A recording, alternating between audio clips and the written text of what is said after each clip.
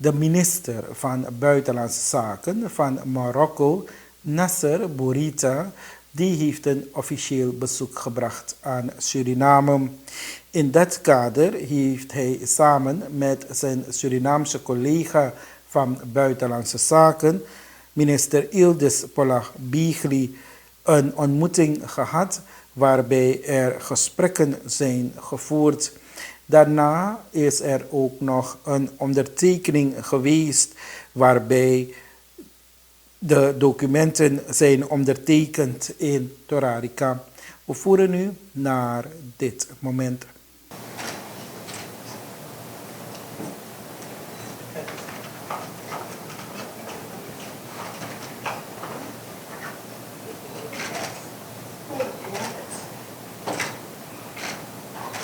Applaus erbij.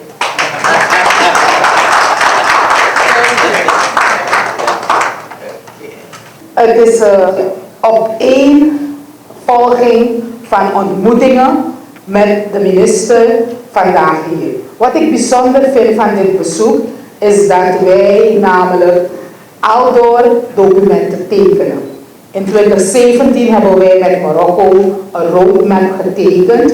En deze roadmap gaat heel bijzonder over Zuid-Zuid coöperatie. Het gaat over hoger onderwijs, het gaat over technische training van jongeren, landbouw, voedselveiligheid, water en energie, toerisme en transport. En wij hebben in dit kader hele concrete zaken besproken.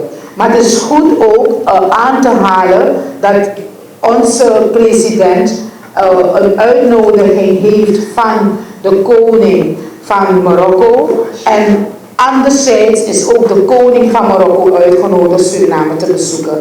Dit zal later bepaald worden wanneer dat gaat plaatsvinden. Maar het is goed aan te geven dat op het hoogste politieke niveau wij contacten onderhouden. Verder wil ik aangeven dat het essentieel is als we kijken naar Marokko als zijnde op het Afrikaans-Arabisch continent. Wij eigenlijk een omslag zien van hoe wij Afrika in het verleden hebben aanschouwd. Als een plek waar eigenlijk geen coöperatie mee bestond of voldoende mate. Vandaag kunnen we praten over Zuid-Zuid coöperatie, waarbij Marokko een significante rol vervult. En er is heel binnenkort een African Free Trade Agreement, waarbij Suriname zeker als deel van de regio deel van kan hebben, maar anderzijds Marokko ook in deze regio deel van kan hebben. Het is goed te benoemen dat wij hebben kunnen bevestigen dat er een ambassade komt in beide landen. We zullen de details uitwerken, dat heb ik u ook gezegd een paar jaar geleden. We zijn er dichterbij nu. Immers is er ook in juli gaat er een ambassade van de Oost-Caribische landen geopend worden in Rabat. En dat is ook een significant moment. Het is verder belangrijk om te benadrukken dat tegen de achtergrond van diversificatie van onze economie wij handel hebben benadrukt en er zal een handelsmissie van Marokko in de regio zijn. Suriname zal ook worden aangedaan. We hebben gesproken over de noodzaak voor connectiviteit. We hebben heel specifiek gekeken naar hoe Air Maroc ook naar Suriname kan vliegen.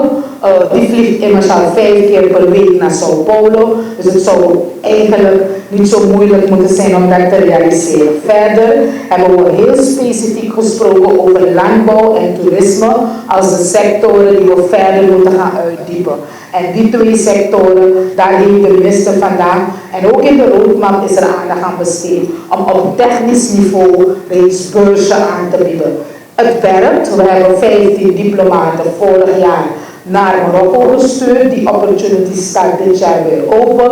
En we zullen ook van de aangeboden beurzen gebruik maken. Het laatste dat ik wil zeggen, omdat de minister heel kort hier is, hij is gisteravond gearriveerd, is onderweg naar Brazilië, gaat zo meteen nog met de vicepresident namens onze president praten. Maar het is belangrijk om te benadrukken dat we uitstaande overeenkomsten hebben. Eén met onze nieuwe haven en hun Tangermet.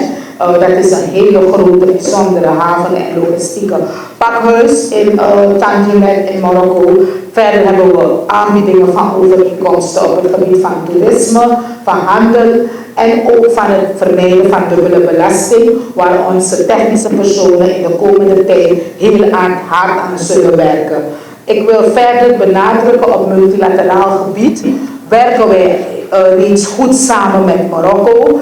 Wij hebben gelijksoortige principes die internationaal erkend worden. En in deze is het belangrijk te benoemen de positie welke wij innemen als het gaat om de territoriale integriteit en soevereiniteit van landen. En de issue wat we altijd noemen in conflicten waarbij dialoog aan de orde is. En in dat verband willen we Marokko ook een compliment maken dat zij op hun eigen manier bezig zijn de vigerende issues in hun regio middels dialoog op te lossen en Suriname juicht dat altijd toe.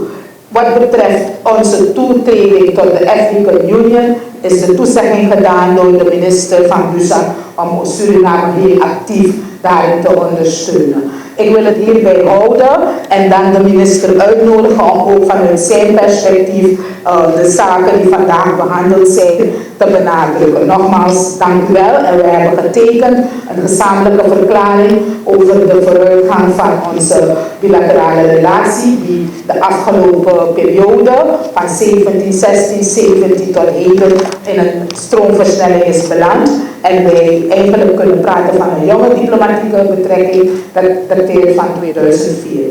We have been working during the last 3 years to boost our bilateral relations, to build a model of South-South cooperation, to defy distance and to show that when diplomacies, when countries are willing, are convinced that South-South cooperation is important, we can do a lot. When the minister was in Rabat last November, I think, in 2017, we signed 5 agreements and a roadmap for our relations. We meant by that first to do 2 things. The first one, to create the legal framework for the different actors, private sector, sectorial ministries, to have a framework where they can act and they can interact with their Moroccan counterpart. And second, the roadmap was for us a kind of concrete translation of our willingness to develop relations. Instead of make it just a statement, we tried to translate it into actions. And we have been working together to put into action all these elements. We have received 15 diplomats from Suriname who have been trained in the Moroccan Diplomatic Academy. They brought their added value to the academy by bringing their perspective about what is happening in this region. And we hope that they have learned also by interacting with different diplomats from different countries and particularly from Morocco.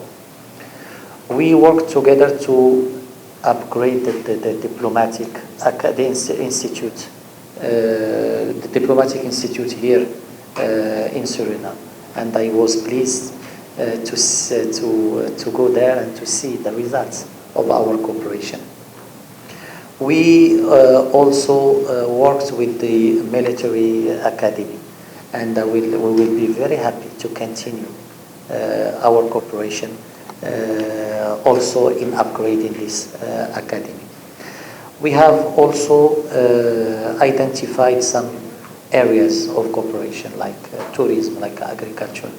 And in our meeting today, we have taken 2 or 3 decisions, I think, which are very important. The first one is that while designating a focal point to make the follow-up of what we have signed, we have already to anticipate and update this roadmap and to see what new actions could be included in this. Second, we have also agreed that besides the agreements we have signed, We have to focus, and my sister was right in focusing on connectivity by working on by training or creating a cooperation between the ports, by working on the air service, and by also looking to Suriname as a hub for Morocco in this region. I think we will upgrade our partnership, and Morocco is ready to do that. We have also agreed to focus on vocational training in tourism, in agriculture during the next year.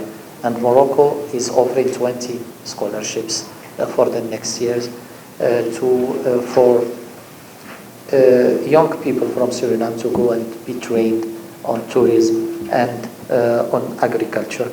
And they can be part of our cooperation in these two fields, because then we will have the right people and people who could bridge between our two countries.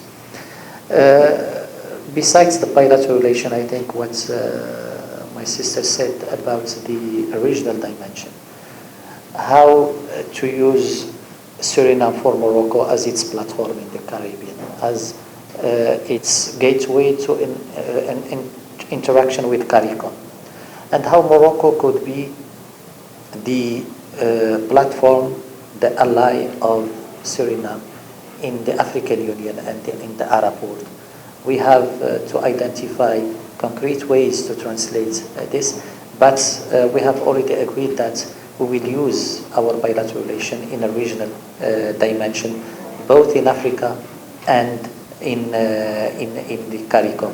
We will support the requests, the action of Suriname in the African Union, and we will mobilize our friends also in Africa to strengthen the relation between the African continent and Suriname.